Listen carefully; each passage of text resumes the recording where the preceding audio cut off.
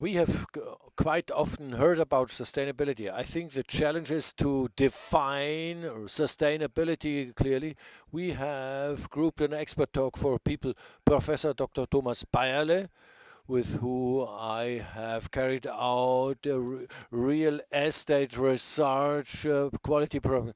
Together with GIF, we prepared a special study on the topic of ESG. What about sustainability in the corporate world? And together with its Sommer, we will be listening to this. Let's listen to it. Our next expert round. ESG wird von vielen Ebenen in der Industrie. ESG is claimed by so many. What does it play in your company? ESG plays a very important role for our business models, but not for a short time only, because for a very long time we have dealt with this topic. How can we bring together economy, ecology, and sustainability? However, the dynamics on the market is something new. The combination of regulatory rules and the demand from society that advocates this development exercises enormous pressure to act on us. I can give a clear yes to this. ESG and also consulting services are bought rather than sold. We are in intense talks with so many existing and new customers that have been studying this. It is impressive to see how the ESG has become the EU taxonomy has become a learning facility. Well, we clearly ascertain an increasing demand from EU taxonomy for finance and demand, both in the properties and in the area of portfolios and corporate strategies. Our customers have a high demand for consulting. There is a high demand for green building certificates for beginners, consultants, and also for beginners courses for new customers. But we also have seen that in many projects it's not only about sustainability performance as such, but also about background questions. For example, transparency, data management, and reporting.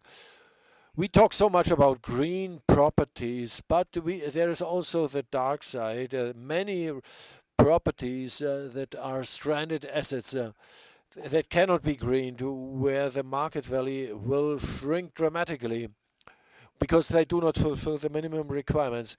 Therefore, my question, are these objects, the stranded assets, a measurable entity?